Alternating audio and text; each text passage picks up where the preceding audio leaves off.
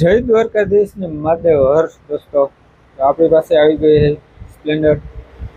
આમાં જોઈ રહ્યા છો ચેનદાથી ખરાબ છે, વાહનનું કાઉલ નથી, સાઈડ પેનલ ખરાબ છે, આગળનો પંખો નથી, જમ્પ ખરાબ છે, મોરામાં ઘણું ખરાબ છે. પહેલાં આપણે એન્જિનનું કામ કરવાનું છે. એન્જિનમાં ચેક કરી, એક તો ઓઇલ ઉપાડે છે, ધુવાડો કરે છે, તો એ આપણે પહેલાં એ ચેક કરવાનું છે. પહેલાં તમને ચાલુ કરીને દેખાડી દો ધુવાડો કરે છે કે નહીં.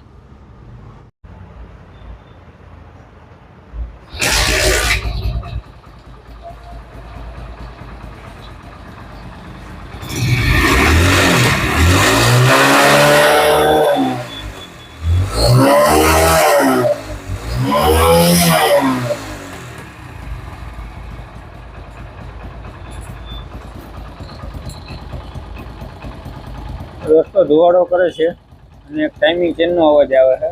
ક્રેન્કનો કે અવાજ દેખાતો નથી, તો આને ખોલીને આપણે ચેક કરી. એટલે હેડબ્લોક ખોલ્યું, હવે આમાં ક્રેન્કમાં ચાલ છે કે નહીં એ પણ આપણે જોવું. પહેલાં હેડબ્લોક ખોલી નાખી, તો આગળ તમને દેખાડી શું નીકળે છે.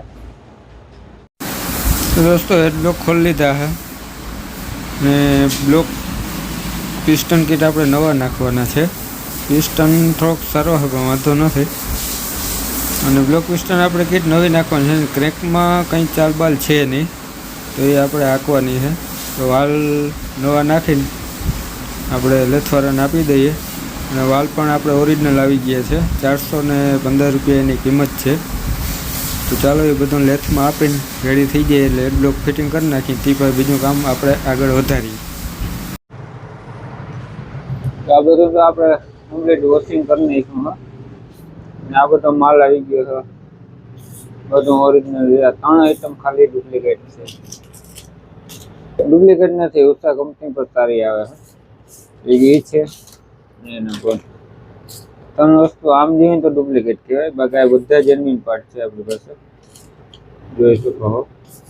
નાખવું એ સારું જ નાખવાનું, પાછું ટકે. કોઈ પણ ઓરિજિનલ જ છે હીરો.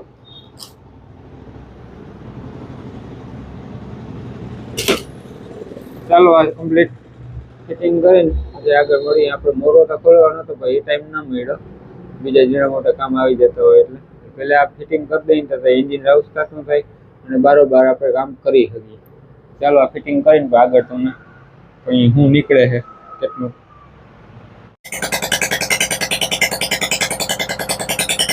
ગાડી થઈ ગઈ છે કમ્પ્લીટ, એન્જિન ફિટિંગ કરી દીધું. આમાં અવાજ આવતો હતો ને એ જોવાનું છે મેન આપણે, કેમ કે અત્યારે સાયલેશન ચડાવવા નથી દેખાડવાનું. સાયલેશન ચડાવવા નથી, અવાજ આવે કે નહીં. મેં કીધું મસ્ત તાપ નીકળે.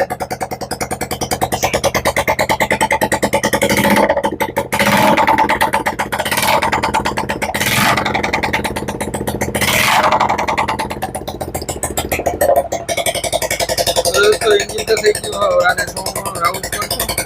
હવે મોરાનું કામ આપણે આગળ લેવું છે. તો પાછળ ઢાંચાનું કામ કરવાનું છે, જેન્ડરથી જેવું બધું. પહેલાં આપણે મોરો કરીને આગળ જવાનું છે, ઘણું કામ છે. આપણે આગળ દેખાડી ખોલી કેટલું ખરાબ નીકળે છે. દોસ્તો મોરો ખોલી નાખ્યો હોય, એમાં ફોન સેટ ખરાબ છે. બાકી જમ્પ ખોલ્યા તો જમ્પમાં એક ખરાબ છે. બે એ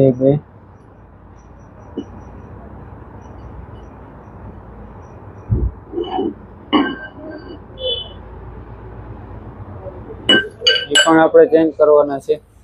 બીજા નંબરમાં માલ પણ લીધેલો છે કમ્પ્લીટ, બધો ઓરિજિનલ માલ છે. જમ્પના પાઇપ તો એનો ભાવ છે 1005 રૂપિયા એકનો ભાવ. તો 2010 રૂપિયા ખાલી જમ્પનો ભાવ છે. બાકી બધું જે આવશે રનિંગ બધું ઓરિજિનલ જ નાખવાનું હોય. ફાઈબરમાં ડુપ્લિકેટ છે, બાકી તો ઓરિજિનલ છે બધું. ચાલો આ બધું ફિટિંગ કરી, હજી તો ઘણું નીકળશે. તો જે પ્રમાણે નીકળે એ પ્રમાણે દેખાડતો જાઓ. કોન્સેપ્ટ ખરાબ ના થાય એની માટે પણ આપણે એક વસ્તુ દેખાડવાના છે, તો આગળ બન્યા રહેજો વિડીયોમાં. તો આ સ્ટેરિંગની પ્લેટ છે, જે અમારી કાઢી. આઈનો બોલ છે, આમાં પ્લે કેટલી રહી છે ચેક કરો. આમાં ગમે એવા કોન્સેપ્ટ નાખો તો ના રહીએ, કેમ કે આ પ્લેટ બહુ જાજી છે ને આપણી પાસે બીજી નવી પ્લેટ છે. આમાં કેટલી પ્લે રહીએ છે એ ચેક કરો, જોઈ લ્યો.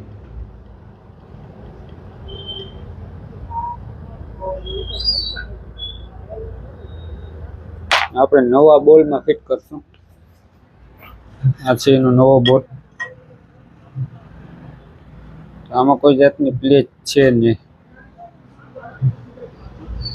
આ પ્લેટ ખરાબ હોય અથવા તો બોલ ખરાબ હોય તો એ બદલાવો નહીં, એટલે આના કોન્સેપ્ટ છે ને હાલતા જ નથી.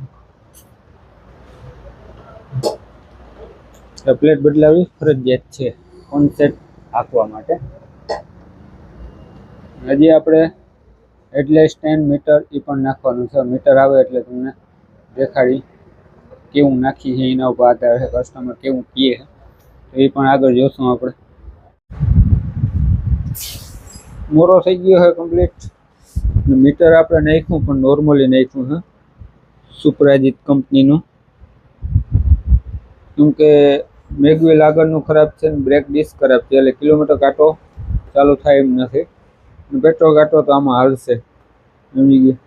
વાયરિંગ પણ આપણે નવું આવે છે, નવું નાખવાનું. 825 રૂપિયા કિંમત છે. હજી 4 ઇન્ડિકેટર નાખવાના છે, એ પણ ઓરિજિનલ છે. કસ્ટમરને આપણે પૂછ્યું તો એમ કીધું ઓરિજિનલ નાખો.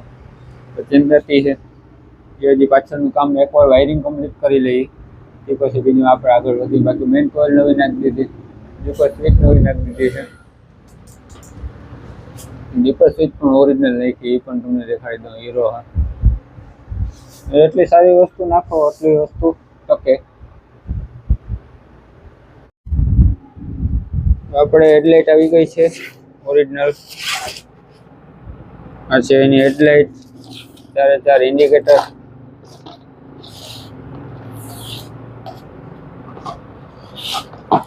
એક ઇન્ડિકેટર 220 રૂપિયાનું છે. 880 રૂપિયાને 4 ઇન્ડિકેટર થાય. બાકી લેમ્પ આવી ગયો, સ્વિચ આવી ગઈ, બેટરી આ છે.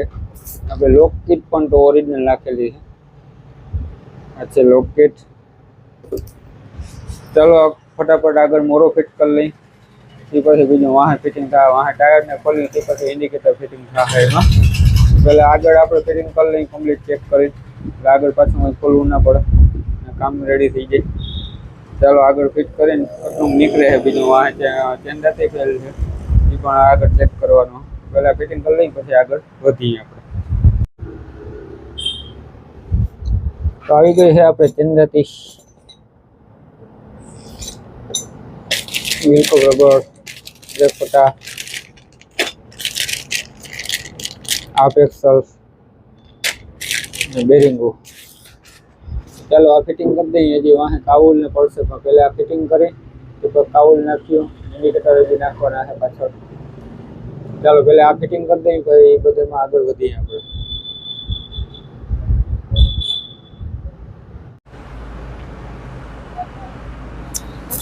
દોસ્તો ચેન્જાતી ચેન કવર પણ ઓરિજિનલ રાખેલ છે. કાઉલ છે એ એસઆઈ કંપનીનો. હા, એમાં લોગો પણ હશે એસઆઈ.